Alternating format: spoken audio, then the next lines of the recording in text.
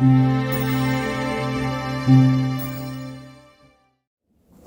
guys, Dr. Richard Sachs on Lost Arts Radio in this Voice of the Wilderness series. Hope you can hear me okay. We got occasional aircraft and helicopters. They're not carrying that this is wilderness area out here. It really is official wilderness. Last time we were out here, I was talking to you about is it even worth the Americans voting in the election that they had coming up on November 8th, a few days ago. And I said, yeah, I understand people that don't want to because of corruption and things like that, feeling like their vote wouldn't be counted correctly. I totally understand that. But, you know, we have a heritage in this country that is not just on paper. There were real life people who came to this country and were willing to be tortured and killed to preserve the idea of freedom. And they weren't perfect. You could spend all day giving talks about their faults and their hypocrisy and their imperfections. And, you know, it reminds me of the scriptural verse, "He who has no sins among you, cast the first stone." You know, we haven't managed to become perfect people yet, but some have been inspirational in certain ways. And the founders of America started the only official country in our known history that I'm aware of where it wasn't definitely not a democracy. You know, you hear the people on the news talking about our democracy. That's always a sign something's wrong. Either they don't understand or they do understand and they're manipulating your mind. But they started a country that was not a democracy, not subject to the whims of the masses, influenced by corrupt media. They started a country based on a constitution, which by itself doesn't guarantee anything good, because a constitution can say anything. There are countries all over the world with constitutions that don't recognize any of our rights, even though everybody everywhere in the world has the same rights exactly from God. Whether you even believe in God or not doesn't change that fact. So in America, they actually wrote it on paper and started the country based on that, at least the federal aspect of it. And they were very hesitant to give power to a federal government at all. You know, they probably had some of the same sentiments that modern libertarians and anybody who thinks critically about it would come to, that power, I don't think power corrupts. I don't think power corrupts absolutely. Absolute power corrupts absolutely, like the saying goes. But I think people use power to serve their own corruption. You know, whatever they've got in their character comes out in what they do. And when they are free to use power, they'll use it for good or bad, depending on who they are, who they really are. But in America, they wrote as much as they could a constitution guaranteeing that the government was only legitimate, only there to protect the individual rights of the people, not the collective, not what's good for the masses. Because what's really good for the masses is the freedom of the individual, not to abuse others, because it only works respecting the rights that everybody else has. They all have the same rights as we do, everywhere in the world. But given that respect and a minimum degree of consciousness, then it works. Then it can work beautifully, depending on the consciousness level of the population. So the flaws, you know, the imperfections in what has happened in America has not been the fault of the founders. It's been the fault of us. And whatever we had in our character and our understanding and our consciousness reflected on the outside. But what the founders tried to do is say government is the servant of the people. It doesn't decide how to run their lives. It doesn't take charge of everything they do. It can't dictate what they do in their businesses other than not breaking laws and cheating people, which is decided at the state and local level and should be based on total morality, not corruption. But they gave the federal government a few powers called the enumerated powers. Enumerated, numbered. And that's all. They said nothing else. Anything other than that, and I think it's the 10th Amendment that specifies this, which is the last element of the Bill of Rights. It says anything that's not in those enumerated powers, specifically granted to the federal government, belongs to the states. States means countries, independent countries, the 50 independent countries we have now that make up the United Countries of America, United States of America. And the federal government was not to tell the states what to do, other than in certain very enumerated power areas, like the national defense and a few other things like that, but not in general. And so the corruption that has proceeded is not the fault of the founders or the documents. It's the fault of we the people, with our character being deficient in so many ways.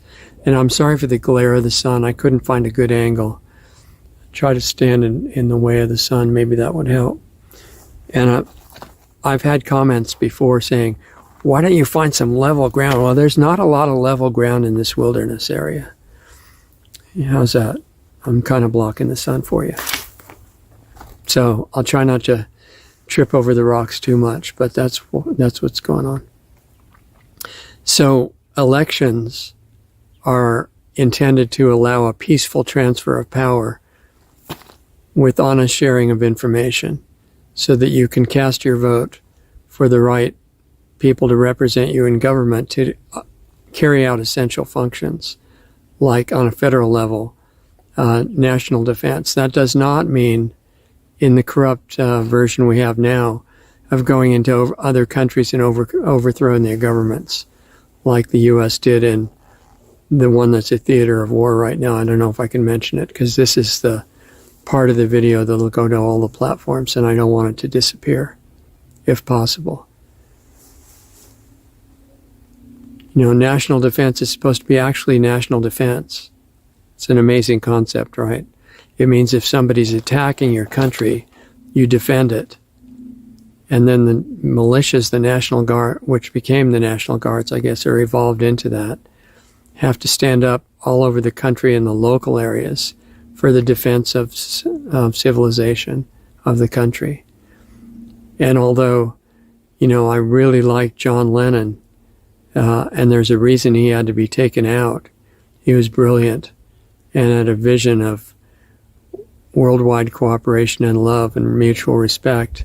His song, Imagine, was a little bit ahead of time because it said, imagine that no countries. Well, that works if you have a very high consciousness level worldwide and not the kind of environment that we have now. Right now we have different cultures of all kinds, and they need their own defined space to run their own countries as they wish, cooperating, but not taken over by a universal multinational power, which you can see the global rulers moving toward that now. Needs to be reversed if we're going to keep humanity safe and even alive into the future. So I just want to say, I know the state of the elections now and what's going on in them, but they're not entirely corrupt yet. They're not completely taken over. Close. It is close, and it's really disgraceful how far we have let it go, because it's a reflection of our own conscious care for taking care of our environment, our country, our world, that this has been allowed to happen. But it can be turned around. And what I was saying about voting and why it's still worth taking your time. I mean, it's funny to even have to say that. Many of the early people who started this country, as I said, gave their lives. Their whole families were killed, and they were willing to do it to try to save one place in the world where freedom was, individual freedom, was the basis of prosperity and success and harmony. So we've got to the point where people are saying, I don't want to take an hour to go vote. It's not worth it because it's corrupt. And I'm saying, as long as there's any chance of some of it being honest and some good candidates getting elected, which is happening. It's not completely gone yet, although it could be there very soon. It's worth it because the alternative, which we've forgotten, is not pleasant. And I hope you understand what I mean. It's really not pleasant. Anything we can do to save the future for ourselves and our future generations, we need to do. It's a priority. That's what, and I'm saying that the highest level of that, in addition to your physical actions, your, what some people call activism, not just protest, but the degree of character that you put into every personal interaction and every private action that no one sees, that is going to determine our future, not as a collective, but as an additive combination of all of our individual efforts. I don't think there is a collective. Sorry, I know a lot of people will disagree with me on that. I don't think it's anything real that exists. It's a combination of all the individuals, and it's not evenly weighted. Anybody that takes their awareness and their focus and puts it in line with a goal of coming into alignment with God and with harmony and with loving others as yourself, not condemning them, not critiquing every little action that they do, seeing them, realizing that they're our family. Anybody that brings that awareness into focus has more impact on the future than millions of scattered people that have allowed themselves to become zombies. So something to pay attention to, I think. What you do really matters, and that is what I've been saying for a while, that on the surface, even if things look hopeless, consciousness is the ultimate power. Infinite consciousness, which people call God, created this whole amazing place of which we're just living on one little speck in the 3D dimension of a vast, much bigger creation. But you're not nothing. You're made in the image of the one that started this whole thing. You're made out of the same thing, not physical. We're just in these bodies, in these physical costumes for a short time. So care about what happens, because you're really critical in determining where it goes from here. I guess that's the main thing I want to say. A couple of other things that came up in the comments and emails and things that people are sending me in response to the videos, which I really appreciate. I did ask for feedback. I have to apologize that I'm not able to have time to answer all the emails and comments myself. I would really like to do that personally. I could talk to each one of you, to you personally, for hours, and I think it would be incredible. I would learn so much. But I don't have time. 24-hour days are really not enough to get everything that I want to get done, everything that I feel is important to get to. I'm not keeping up. I enjoy the comments and I appreciate them. I apologize for not being able to answer each one. A lot of them are super interesting. I got one asking me if I'm aware of the no nuke theory. I'll just make a short comment about that. Yeah, that's something I had brought up to me in, I think it was in Planetary Healing Club we talked about it. That's our private venue. And I did look into it. It seems to be based largely on the work of a man named Galen. I think it was Galen. Was his name Galen? I don't know. Yeah, I'm not remembering his name exactly. I think it was Galen. Maybe it'll come back to me. Anyway, the man who was talking, who I'm thinking might be named Galen, and if I'm wrong, please forgive me for that. I don't remember exactly. It's been a while since I looked at it. He did believe that nuclear weapons were real, so that wipes that out, at least from his point of view. And he knew that radiation was absolutely real. He was quite familiar with monitoring it on devices like, are commonly used for Geiger counters and more sophisticated machines than that.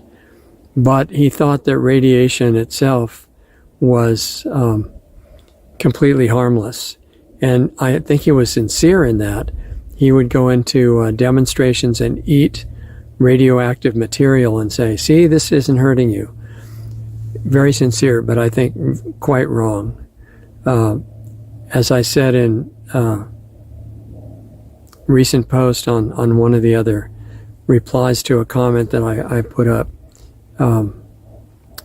the medical system has been using ionizing radiation for a long time, and we know the results of that on people. I don't want to say more on this particular platform because it may be deemed unsafe for you to hear. So I'm not going to say more, but you get the idea.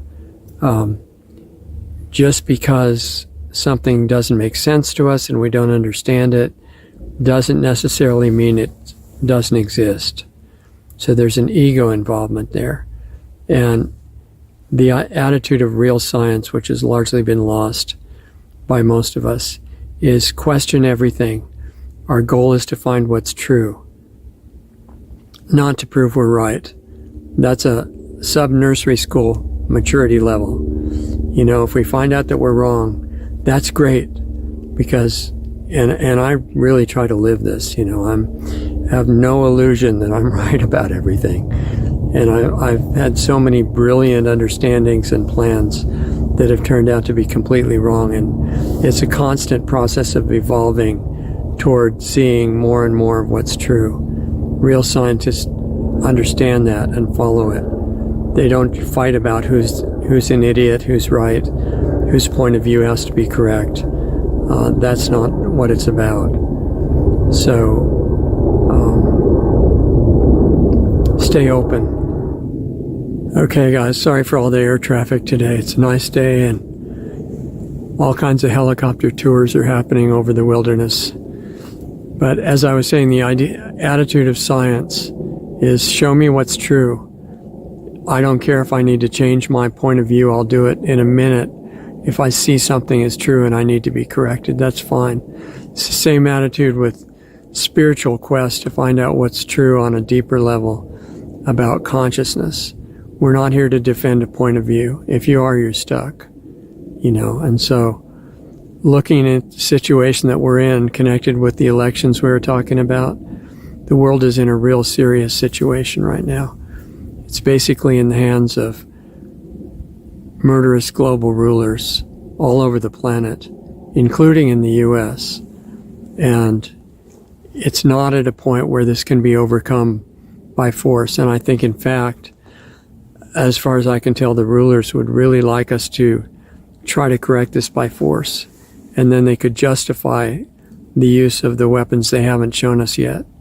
And I don't want to see that happen. It's not good for anybody.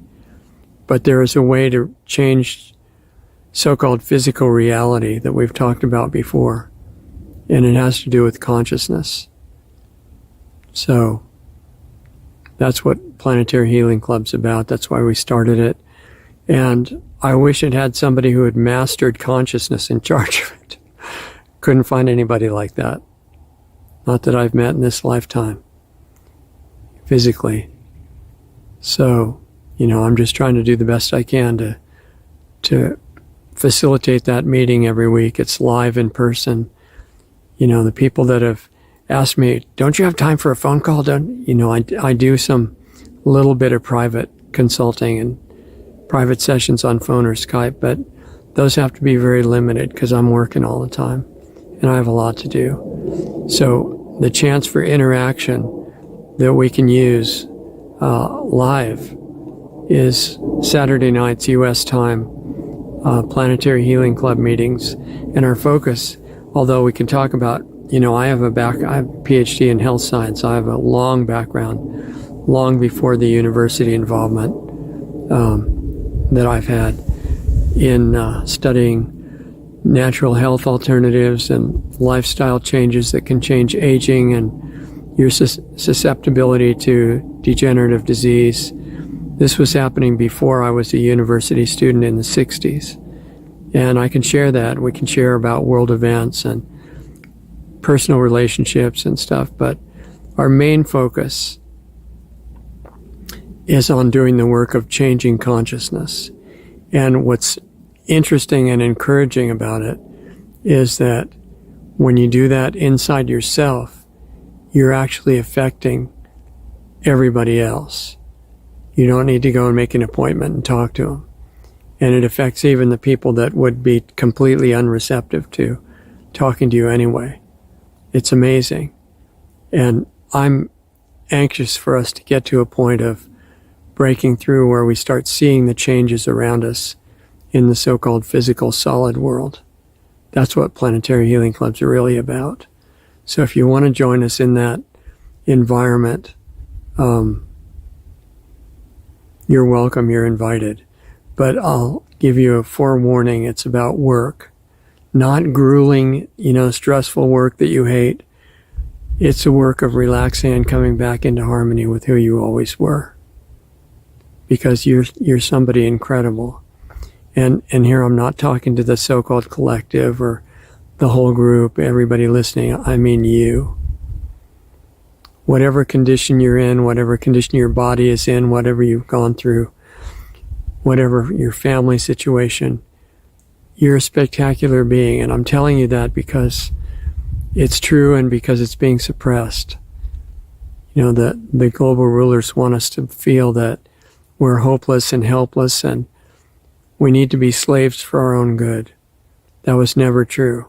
It's not true now. And the hope of the future for the kids and the future generations is you. Literally, I'm not just saying that. It really is you. So, even if you're in the hardest situation imaginable physically, you have power that can rise above that. Not just to say, well, it's okay and be stoic about it. I'm talking about to change our world situation.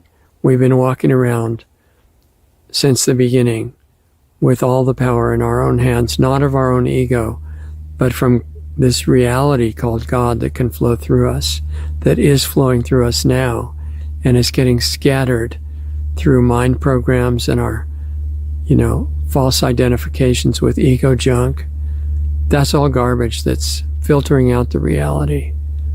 If you screen that away, learn how to remove it, work with your mind to stop projecting that junk. The global rulers know what could happen, and it's their biggest fear. But it shouldn't be a fear for them. If global rulers, if you're listening, which you are, this is your hope too.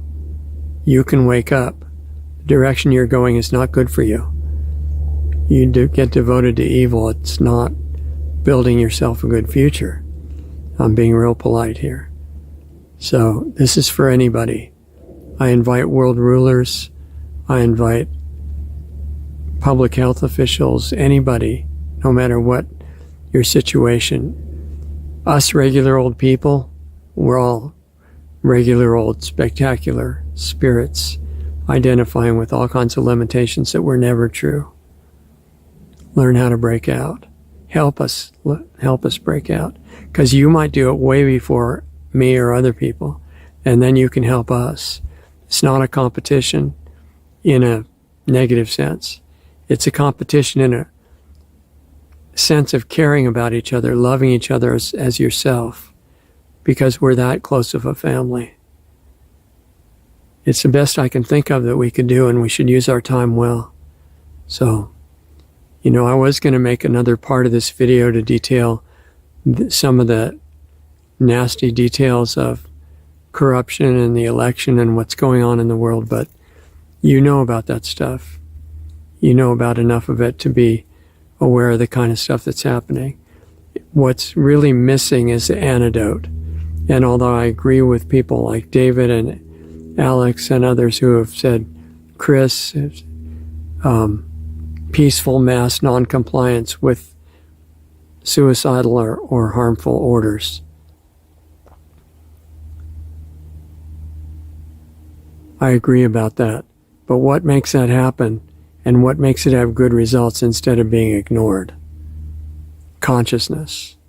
And that's in your hands. It's totally in your hands.